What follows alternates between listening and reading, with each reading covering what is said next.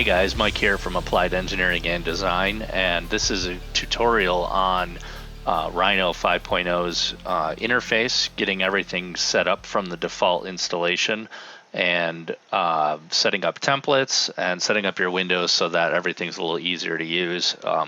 Basically, this is going to be sort of what I like and how I like things set up. We're going to be doing a lot of videos on 3D printing, a lot of videos on CNC machining, and using Rhino Cam.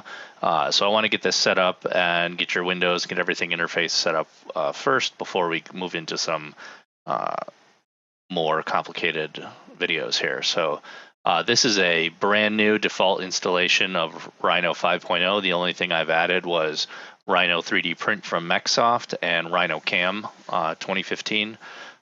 Those are just plugins, but we're not going to do anything with them in this video. So first thing let's talk about is your interface here. First, you have your 4 windows as your default interface. On the top right, you have your perspective view, and on the left, you have your top view. The bottom left is your front view, and on the bottom right is your right view. In your perspective view, your right mouse button is going to pan around and rotate around your surface here. If you hold the control button and use your right mouse button, you can zoom in and out. If you hold your shift button, it allows you to pan the screen and move it around. And knowing those shortcuts will be pretty useful. On your orthographic views here, your right mouse button is just going to do all your panning and move it around like that. And for your zoom, you're going to use your control button. Or I like to go ahead and just use my scroll wheel, which works in all of the views for your zooming. On your left side here, you have your sidebar, which change based on your tabs that you click throughout the top here. I'm sorry, your sidebar does not change. Your buttons along the top here do change based on which tab you select here. And on your right side, you have your panels. And over here, defaults, you have your properties, layers, display, and help are your default ones open, and we're going to go ahead and change those as well. So first off, let's change this up here. If you want to leave your help open, it's nice because it'll auto update. If we go ahead and draw a rectangle here, you can see that the help automatically updated to the rectangle command.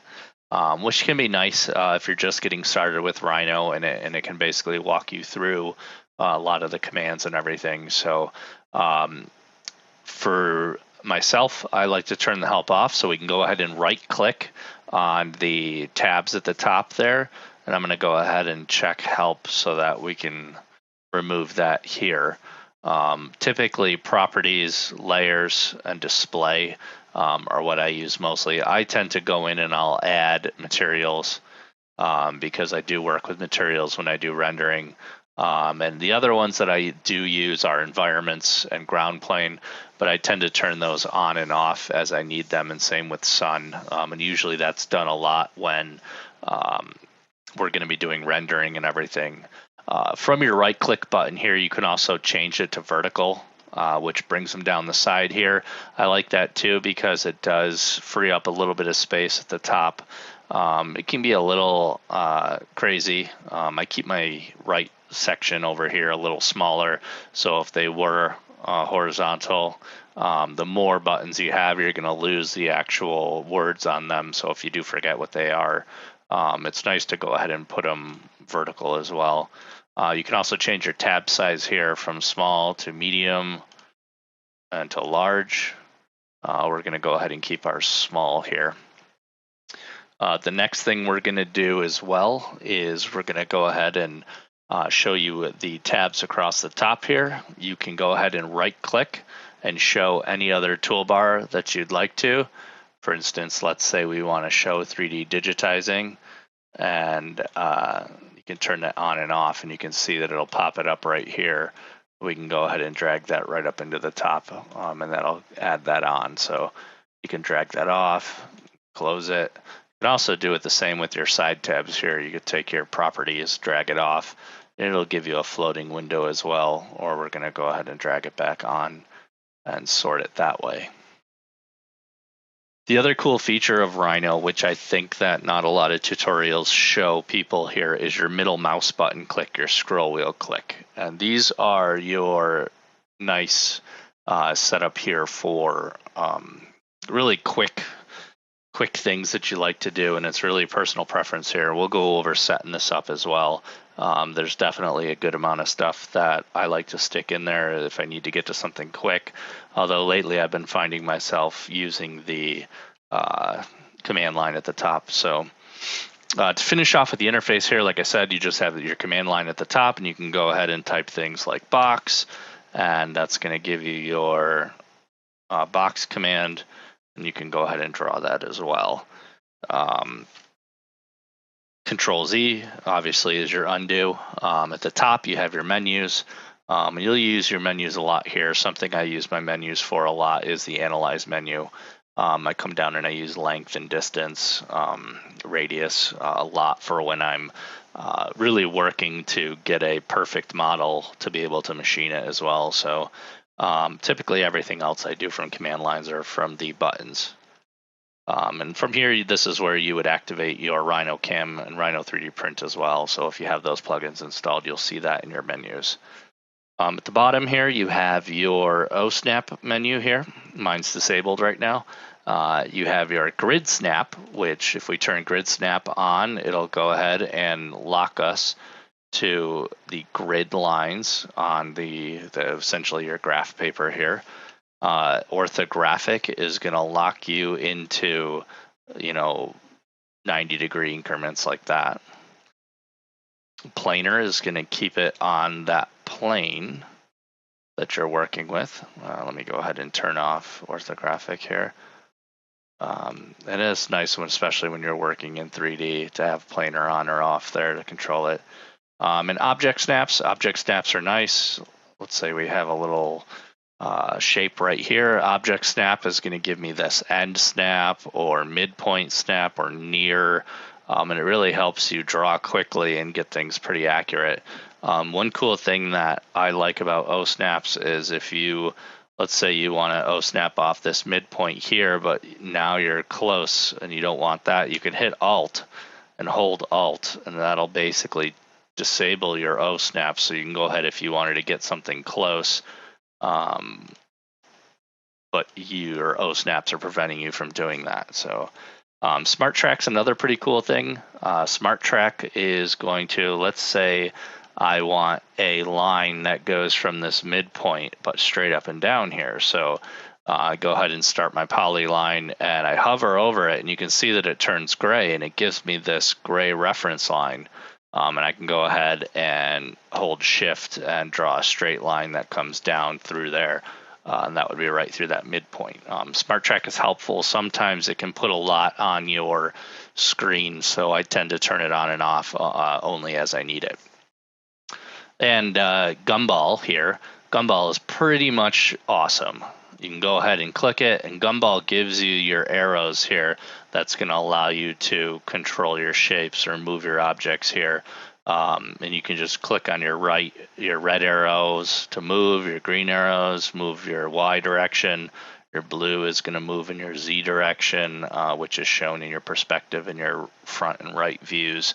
It also gives you the ability to rotate right in there in all directions, which is very convenient.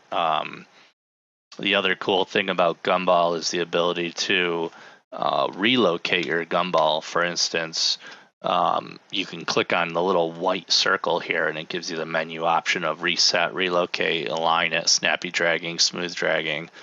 We can go ahead and hit relocate Gumball, and let's say I want to relocate it using O-snaps right to that corner.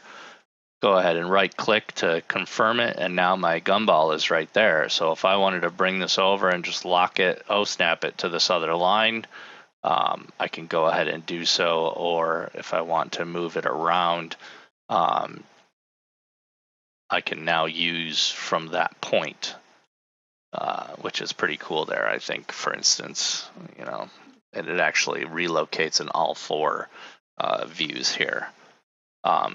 Cool. So let's go ahead and get started with setting up your interface here and getting everything set up for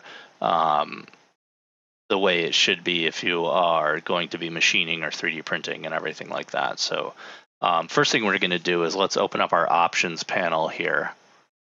We're going to go Tools, Options, and we're going to start with Rhino Options here.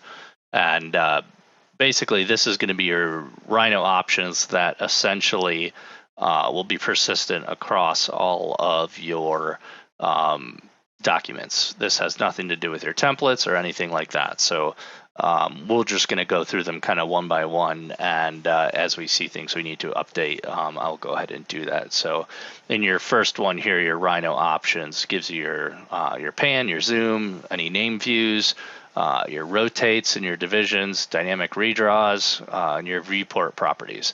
I leave these pretty much at default so we can move right on to Alerter. I'm not doing anything in Alerter right now. Aliases, we will probably do another video on aliases alone. They're super easy to set up, and you can go ahead and add pretty much any commands you want to it. For instance, I go ahead and I have a couple in my other installation for curve boolean, and I have one that sets up that resets all my views and everything, just some quick command macros, but we'll probably have another video on setting that up. Under appearance, we can go ahead and change the size of our fonts and just some general options. Arial is your generic command prompt font, so let's say we want to go ahead and set it to Century Gothic here. You can see it update automatically right up in the upper right there. We can even make it a little smaller, and that'll give us a maybe a crisper view or a little way in there, but I'm going to go ahead and set it back to Arial for right now, but leave the text size a little bit smaller.